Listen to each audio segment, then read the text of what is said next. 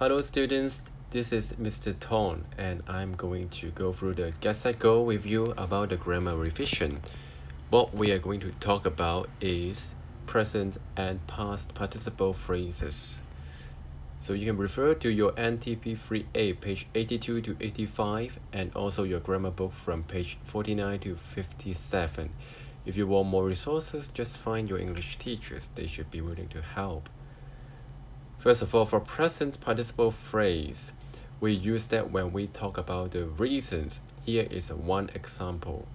Feel free to read with me. Wanting to get a high mark, Mr. Ton studies very hard.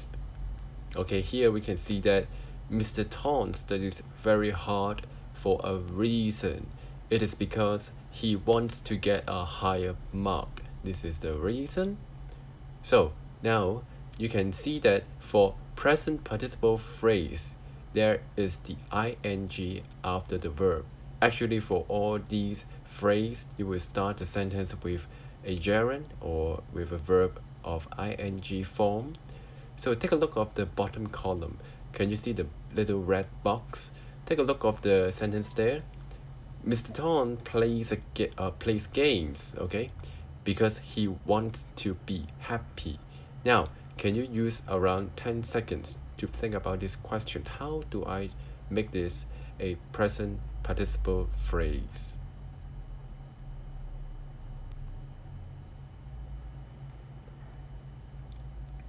Okay, I think you have thought of that enough. Here is the answer. Wanting to be happy, Mr. Ton plays games. Okay, you can pause if you want to check the answers. Here, the reason of Mr. Ton playing games is that he wants to be happy. This is the first situation where we would use present participle phrase. Here comes the other. Another reason we will use present. Here is the answer. Walking on the road, Miss Lee watches YouTube using her iPhone. We don't see any reasons here. It is just that two things happen at the same time or one right after another. Let's move on to the past participle phrase. Here we will talk about reasons again and with the passive meaning, something to do with passive voice. Let's take a look at the example. Encouraged by her teacher, Mary did her homework. We can see that this sentence starts with a past participle. Mary was encouraged by her teacher. So her teacher encouraged Mary. So that's why Mary did her homework. This is reason again. So how about you do your own exercise? John was disappointed by his own performance. He left the basketball team. Okay, use 10 seconds again. Try to rewrite this or rethink. How do you make this a past participle phrase?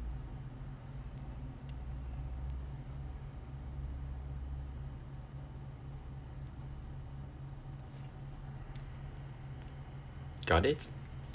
Here is the answer. Disappointed by his own performance, John left the basketball team. Okay, he was disappointed by his own performance. So that's why John left the basketball team. Here are some final remarks. 1. The subject of both the participle phrases and main clause must be the same. Okay, the correct example is the first example. Wanting to get a higher mark, Mr. Ton studies very hard. Here, Mr. Ton wants to get a high mark. So Mr. Ton studies very hard. That's correct. But let's take a look at the other sentence. Wanting to get a high mark. The book is easy for Mr. Ton. Here, I highlighted for you in blue. The first subject is Mr. Ton, okay? Mr. Ton wants to get a higher mark. But the other sentence is that the book is easy for Mr. Ton. So the two subjects are not the same, and that is incorrect. The second remark is that in order to make the phrase negative, we just need to add a not before them. For example, not wanting to be happy Mr. Tong does not play games, okay? Just add not before your phrases. The same goes for past participle phrases. Now let's take a look of last year term paper, one of the examples. Okay, this is from the grammar part. This is part 3, and it is about participle clauses. So in the upcoming exam, you should also pay attention to whether the question you are facing is the present participle phrases or past participle phrases. You have to distinguish it yourself. Okay, let's take a look at the example question first. You read the question. I know that the film is well known, so I watched it with a friend. Okay, here we can see that it is a reason with an action, right? Why would he want to watch it with a friend? Because he knew that the film is well known. Okay? So here in the first sentence, I know that the film is well known. You should first find the verb first. Okay? What is the verb here?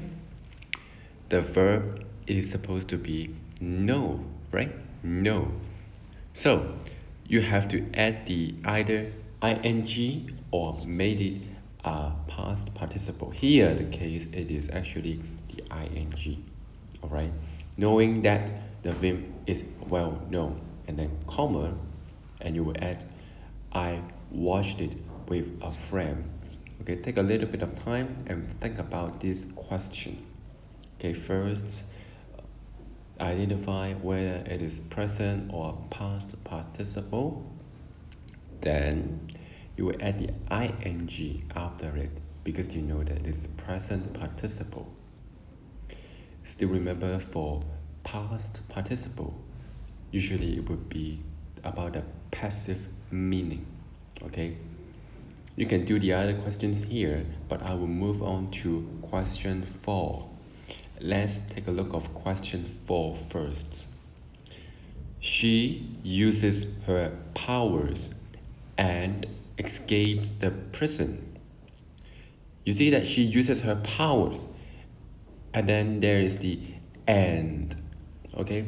Meaning that the action of using the power and escaping the prison should be pretty close to each other in terms of time. They might happen at the same time or one right after one another.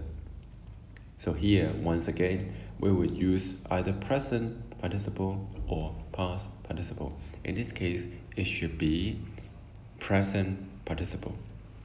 The answer should be first, find the verb first, using her power. We see in the first sentence, the verb is used, and then we'll add the ing to it, using, omitting the ye here, using her power, comma, and then we add the subject once again. She escapes the prison. Still remember the remarks. Both subjects here are the same. She uses her power. She escapes the prison. The subject is the same. And lastly, another remark is whether we need to add the not here. And in this case, we don't actually need to add not here. But if we really need to add it, we would say not using her power. Okay, here is what I want to remind you for the upcoming exam. Students, work hard, and if you need more support, just ask your teachers. Thank you.